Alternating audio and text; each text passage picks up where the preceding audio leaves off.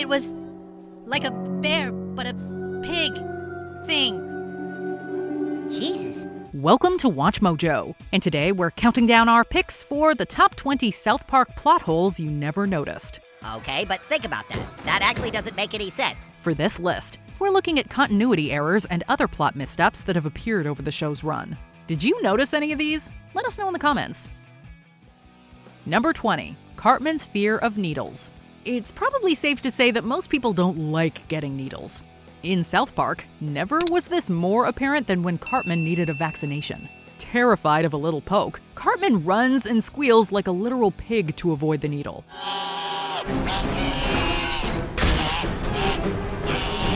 This in itself is not all that surprising. Yet back in season 12, he easily drew blood from his own arm to infect Kyle with HIV. Did the writers merely forget this minor plot point, or was Cartman so angry at Kyle that his fear of needles didn't surface? We're betting it was just funnier to write an episode about Cartman running around like a hog. Hey, what's going on? Just for a second! Oh, Jesus! Still, this plot hole made even less sense when the vaccination special premiered 2 years later. Number 19. Different glasses. One distinct feature of Garrison's look is square-cornered glasses. Well, do I look presidential? With the exception of a presidential Twitter profile, the character can practically always be seen wearing them throughout the entire run of the show. But if you go back to the first season, you'll spot a handful of inconsistencies in their appearance. Some shots show the glasses as having thick black frames, while others depict them as almost hair-thin. The pilot episode in particular shows them as a very fine, thin rim that is distinctly different from many other episodes. That could be attributed to how the original episode was created, but what about subsequent ones? Number 18. Chef's apron changes.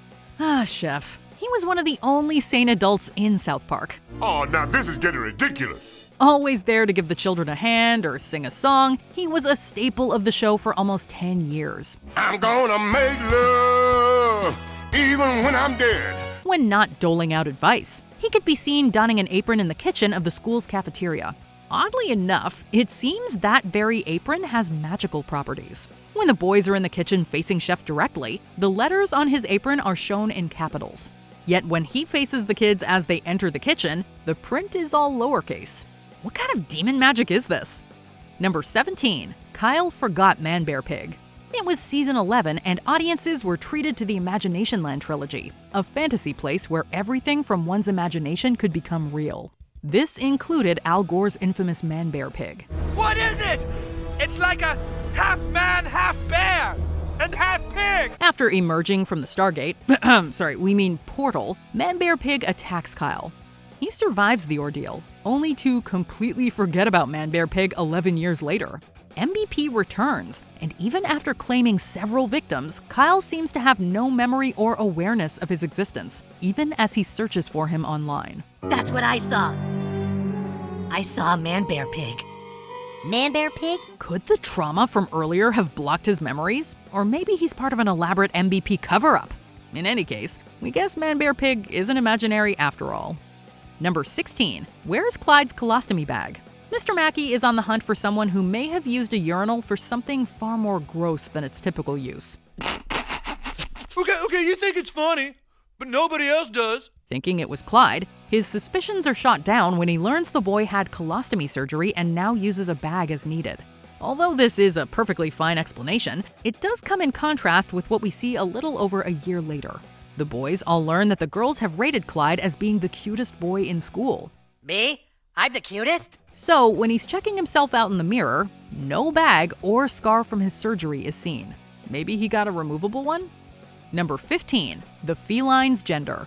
Nowadays, it can be confusing to understand all of the nuances around gender identity. Even in the world of South Park, there's been confusion.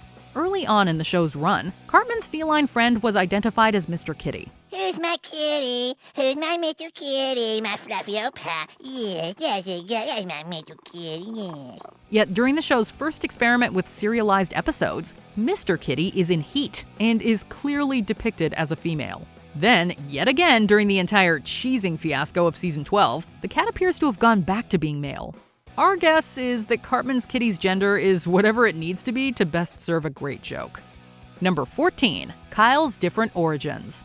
It was season 14, and South Park was seemingly being invaded by folks from the Jersey Shore.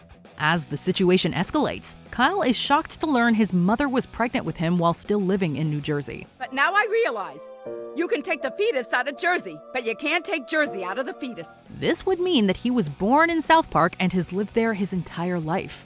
If that's true, then why would Kyle have implied he's only been there since he was 3? During season 5's The Entity, Kyle mentions how he spent the last 5 years doing his best to earn a good name for Jewish people. At 8 years old, that would have put him at 3. So when did he really get to South Park? Number 13. The Canadian problem. Have you ever noticed how the Canadians on South Park look a little different? Well, if you haven't, you may want to get your eyes checked. A, B, C, D, E, F, G, H, I, J, K, L, M, N, O, B. Shown with round, flappy heads and tiny black eyes, it's a signature look unique to this show. Terrence and Philip, the royal family, and even Kyle's brother Ike all sport the same look. Yet, for some reason, the likes of Justin Bieber, Tom Green, and even James Cameron sport a far more normal look. It's an inconsistency that doesn't add up. Perhaps one day we'll learn why some look far more normal than others. Number 12. Cartman's crimes. Murder, vandalism, theft, drug possession, and arson are only a small collection of the crimes Eric Cartman has committed. He could possibly be described as one of the most vile characters to ever grace a TV screen. Yet even after all these antics, Cartman has emerged relatively unscathed. Well, kid, you made an entire town panic, you lost all your friends, and now you're going to juvenile hall for a week. Was it worth it? Totally. Sure, he's been in jail a few times, and karma has delivered justice occasionally. But if he were a real person, there's no way someone, even at his age, would have ever been allowed to be out in the wild. Knowing how his future plays out does offer some justice, but certainly not what anyone else would have to face. Yes! Yes! Oh, let me taste your tears, Scott. Your tears are so yummy and sweet. Dude, I think it might be best for us to never piss Cartman off again. Good call. Number 11. Would atheism even exist? Within the world of South Park, not only are God and Satan real, but so are Jesus, Muhammad, and Krishna. It's a rare universe where these religious figures are accepted as gospel instead of something to be endlessly debated. So, in a world where religion is such a normal part of life, how would atheism even be a thing? Oh, thank you, jeez, my eyes are open. Hey everyone, I'm an atheist. The show spends 2 episodes taking the anti-religion debate to the max.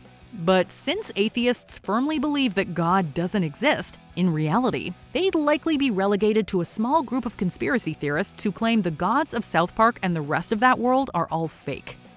Number 10. Butters' dad's changing name. Father to Butters, the most innocent of the lead characters, Steven Stotch first appeared early in season 2, but it wouldn't be for another 2 seasons before he first got a speaking role and became a series regular. There is no going back, Chris! Even still, despite being an established character, right into season 5, he's sometimes referred to as Chris by both his wife Linda and non-family members. Chris and Linda, this is our good friend Congressman Gary Condit. He's not using this other name for his extramarital excursions, and no explanation has ever been given for the sudden name change. Is Chris his middle name, perhaps? Nope, it's Willis. My name is Stephen Willis Stotch. The drone that took the video of Craig's mom was my drone. Jeez, dude, pick a name already. Number 9. Should have bought a calendar. In a world without internet, who can keep track of the days anyway? On the first day of no internet, first the Marshes and then the Broflovskis can't log on to the web. Your internet's not working, Gerald, face it! I have to get online before school. Kyle mentions that he has to log on before school as a panic begins to spread across town. However, in the next scene, a title card says it's Monday, 8 days without internet. If you count back 8 days from Monday, you're on a Sunday, not a school day. If only they'd had some analog way of keeping track of the days. Maybe something on paper that hangs from a wall, maybe with pictures of cats all over it. Number 8. Self-cleaning vomit.